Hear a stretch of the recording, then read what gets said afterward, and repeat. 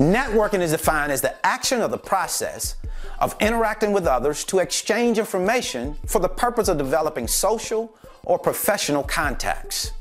Don't you think that's a good thing? Well, if it's so good, why don't you do it? You see, networking allows for you to get in the company of people who are doing what it is that you're doing, having similar experiences. Now you can share your experiences, they can share their experiences with you, and you can learn from each other. Now, for some reason, freight brokers, especially new freight brokers, tend to fail and fail miserably as it concerns networking. Now, I haven't quite figured out exactly why this is, but I do have an idea. It starts with this thing that you have to be so secretive about what it is that you're doing. Nobody can know. You have customers that nobody can know about. You have carriers that nobody can know about because you don't want to give anybody else access to your customers, access to your carriers. In my opinion, this notion is misplaced. Networking is a critical component to your success as a freight broker, and not taking advantage of networking opportunities will very likely do you and your business more harm than it will good. So for that reason, in this video today, I'll share with you some reasons why I think networking is important, who you should be networking with, and why, if you decide to leave this rock unturned, it could be to the detriment of your success. So let's jump right into the business. The freight broker business is a high-speed, high-stress environment. There are always changes taking place. Changes with your customers, changes with their freight, changes with lanes and how those lanes are operating now, changes with your carriers, changes in regulations and guidelines. There are always changes. So how do you stay up on the changes that are taking place every day in the freight broker business? Do you put yourself out on an island and expect that you're going to get it all on your own? Well, I don't suggest that you do that. I would suggest that you network. Networking is the key when it comes down to the freight broker business, and oftentimes we overlook networking. We think as freight brokers, you're not supposed to network. Well, that's where you're wrong at. You need to network because networking allows for you to get in the space and know people that know things that you don't know already. And that is what is so important, because you're not going to know everything. And the things that you don't know, you have people in places that know that they can share with you. You can share things with them as well. It's not just about you getting or taking, you'll also be giving as well. So it's important that you network. Without networking, it leaves you out on an island where everything is on you. You have to figure out everything on your own, and you're not going to know everything. There's a lot of things that you're going to miss. You want a team of people that you can go to, or a person that you can go to that's in your corner, that you can share something that has happened. And they may have had the same experience, and now they can give you their experience on that situation, and you're not just in the dark on it. And guess what else networking helps out with a whole lot? Getting customers. I know it. You're saying to yourself, Brandon, I know you don't just give customers away. No, I don't. I don't just call people and say, hey, I just got a new customer. Here you go. You can give them up a call and get set up with them. I don't do that. I go out and I start working with that customer. I establish myself with that customer first, and then I might pass that customer's information off to one of my friends. I'll say, hey, man, you can give these guys a call. They might go ahead and get you set up as a broker to do business with them. Why do I do that? Well, the reason why I do that is because I can't move all of the freight. There's only so much freight that I can move, and that customer has lots and lots of freight.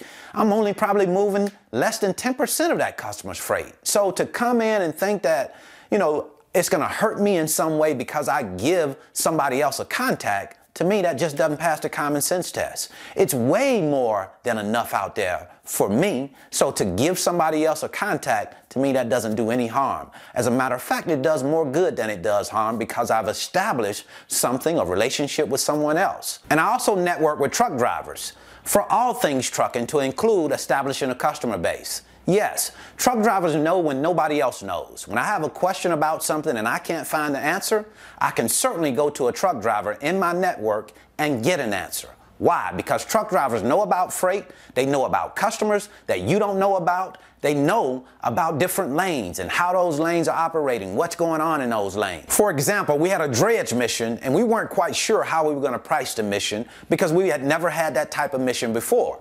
So what we decided to do was to get the carrier to come in and give us what his cost would be, to take a look at the mission from top to bottom to see exactly how much he would project his cost to be, how much it would cost him to have a driver, 2 trucks and 2 trailers on site at all times for the duration of the mission. Once he takes a look at it, then he gives us his cost.